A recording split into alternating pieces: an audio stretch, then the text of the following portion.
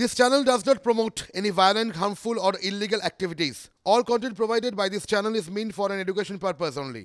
দেখুন এই জায়গাটায় চ্যালেঞ্জ পাল্টা চ্যালেঞ্জে কিছু জিনিস তো বেরিয়ে আসে, যেরকম গৌরাঙ্গবাবুর বক্তব্য ধরলে লিখিত পরিতভাবেই নাকি আছে যে তারা কি বক্তব্য তুলে ধরেছিলেন বিধানসভায়, এবং সেগুলো ওনার বক্তব্যটা যদি সত্যি হয় তার মানে হচ্ছে যে যতই ওই মাইকটাই বন্ধ করে রাখা হোক, বিধানসভার প্রসিডিংসে কিন্তু নথিভুক্ত রয়েছে নিরাপদ সর্দারের যাবতীয় বক্তব্যগুলো।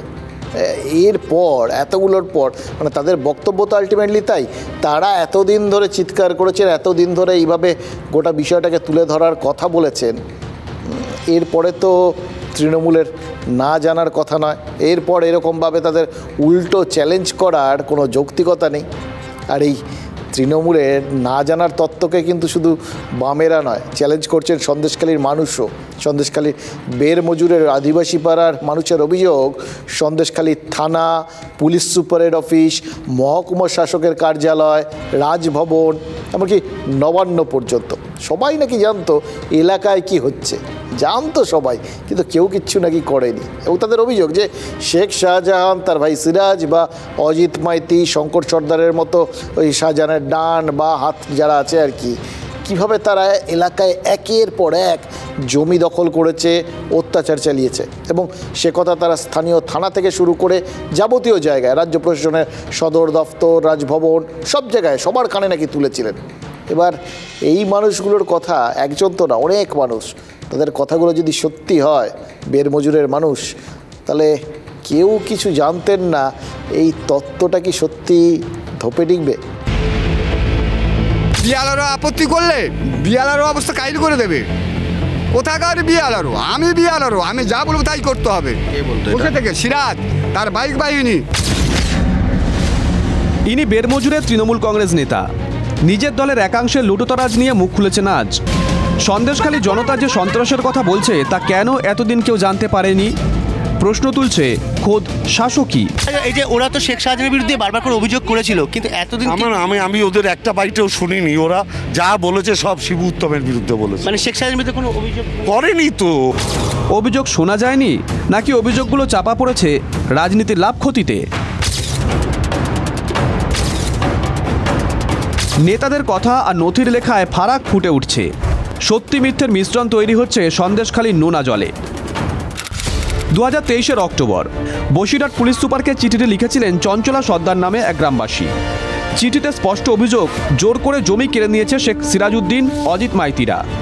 2023 সালের ডিসেম্বর এই চিঠিটি পাঠানো হয়েছিল মহকুমা শাসকের কাছে। শাহজাহানের ভাই শেখ সিরাজউদ্দিনের বিরুদ্ধে জোর করে জমি দখলে লিখিত অভিযোগ করেছিলেন সন্দেশখালীর গোবিন্দ সর্দার।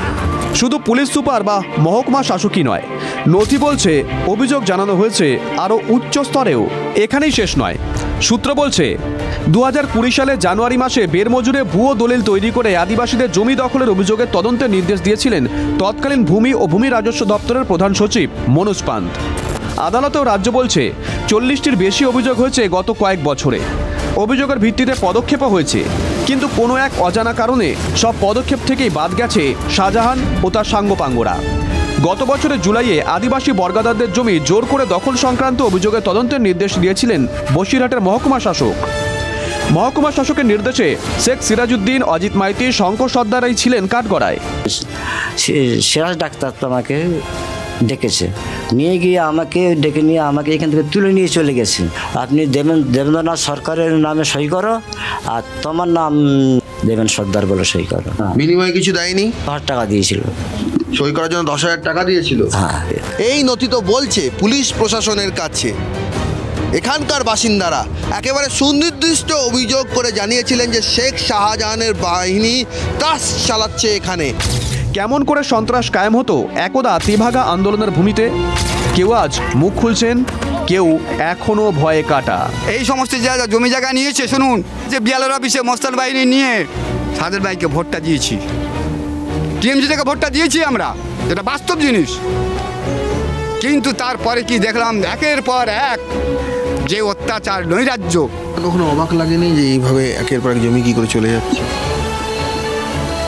এ সম্বন্ধে কিছু বলবো না, কারণ অবাক লাগলেও এক জায়গায় আছি তো, বুঝতে পারছেন তো অবস্থাটা, আপনি বোঝেন তো, আপনারা বোঝেন তো। যেখানে ভাগের ভয় সেখানে দিনের বেলাতে সন্ধ্যা যে নামতো, এটা তো বের মজুরের বাসিন্দাদের কথায় স্পষ্ট বোঝা যাচ্ছে। এই আমিনের বক্তব্য শুনলেন তো, তিনি তো এটা পরিষ্কার করে বুঝিয়ে দিলেন, বললেন না কিছু, যেটুকুনি বললেন তাতে তো স্পষ্ট বাঘ যতই গা ঢাকা দিয়ে থাকুক, আশেপাশে কোথাও ঝোপের আড়াল থেকে যে নজর রাখছে না, এটা তো তারা মাথা থেকে বার করতে পারছেন না। তারা ভাবছেন যে এই সমস্ত কিছু মিটে টিটে গেলে বাঘ আবার বেরিয়ে আসবে না তো। তৃণমূল নেতারা তার মানে যতই এলাকায় গিয়ে এদের আত্মবিশ্বাস বাড়ানোর চেষ্টা করুন না কেন, সন্দেশখালীর মন থেকে কিন্তু বাঘের ভয় এত সহজে তার মানে যাওয়ার নয়। কতটা ভয় সেখানকার মানুষের মনে গেড়ে বসেছে এখানে বুঝতে পারছেন তো। এত চেষ্টাতে এত পুলিশ, এত মিডিয়া, এত নেতা সবাই যাচ্ছেন, ভয় যাচ্ছে না। যেখানকার মানুষের মনে এত ভয়, সেখানে উন্নয়নের কি হাল দেখতে ইচ্ছে করছে না। কারণ এমনই এক বাঘের রাজত্বে উন্নয়ন তো রাস্তার ধারে দাঁড়িয়ে থাকতো। তাই জন্য বাঘের খোঁজ পেলে আমরা উন্নয়নের খোঁজও করি। সন্দেশখালীর বাঘেরা উন্নয়নকে কোথায় দাঁড় করিয়ে রেখেছিলেন সেটা কিন্তু আমাদের রিপোর্টাররা একদম প্রত্যেক দিন হাড়ে হাড়ে উপলব্ধি করেছেন, আর বাকিটা বুঝে গেছেন এই সন্দেশখালীর মানুষের সঙ্গে কথা বলে। এবার সেই মানুষগুলোর সেই কথাগুলো আপনাদের শোনাবো, যে কথাগুলো আজ না বললেই নয়।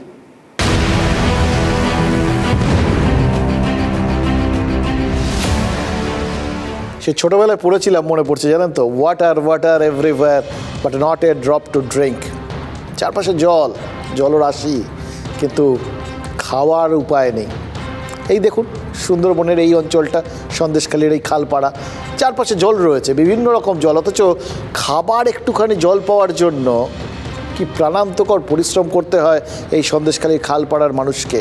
তারা বলছেন যে তাদের এলাকায় উন্নয়ন নাকি ওই দুর্নীতির পাকে পড়ে হাবুডুবু খাচ্ছে। গ্রামে ফলক রয়েছে, সেই ফলকে লেখা রয়েছে গ্রামের বিকল নলকূপ সারানো হয়েছে, মানে একদম লিখিত পড়িত সার্টিফিকেট, কিন্তু তাদের অভিজ্ঞতা বলছে অন্য কথা।